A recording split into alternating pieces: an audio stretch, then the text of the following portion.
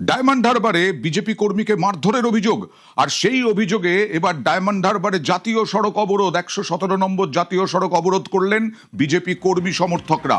BJP কর্মীকে মারধরের অভিযোগ, পালা বদলের পর বিজেপি কর্মীকে মারধরের অভিযোগ নাকি পালা বদলের আগে, কথা বলবো প্রতিনিধি আনিসুদ্দিনের সঙ্গে। আনিসুদ্দিন, কাদের বিরুদ্ধে অভিযোগ এবং কবে এই ঘটনা ঘটেছে?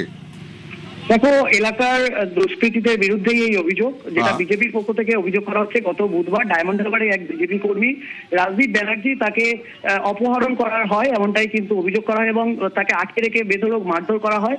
এবং এই ঘটনা গতকালই সন্ধ্যায় প্রকাশ্যে আসে। এরপরেই তাকে উদ্ধার করে ডায়মন্ড হারবার হাসপাতালে নিয়ে যাওয়া হয় এবং পরবর্তী সময় তাকে কলকাতায় স্থানান্তরিত করা হয়েছে। এবং এই ঘটনায় মূল অভিযুক্ত যারা রয়েছে তাদের গ্রেপ্তারের দাবি জানিয়ে ডায়মন্ড হারবার যে পারুলিয়া মোড়, সেই পারুলিয়া মোড়ে জাতীয় সড়ক অবরোধ করে বিক্ষোভ দেখান বিজেপি কর্মী সমর্থকরা। পরবর্তী সময় ডায়মন্ড হারবার থানার পুলিশ ঘটনাস্থলে যায় এবং তাদেরকে আশ্বস্ত করলে এই অবরোধ উঠে যায়। তবে পুলিশ সূত্রে আমরা জানতে পারছি এই ঘটনায় এখনো পর্যন্ত দুজনকে আটক করা হয়েছে। বেশ।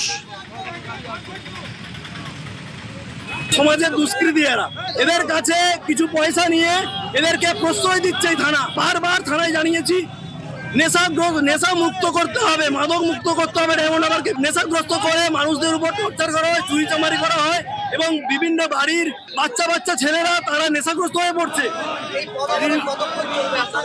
যতক্ষণ না অ্যারেস্ট হচ্ছে এই জিহাদি ততক্ষণ হবে, আর যদি অ্যারেস্ট না হয়, যতক্ষণ না আইসি পদত্যাগ করে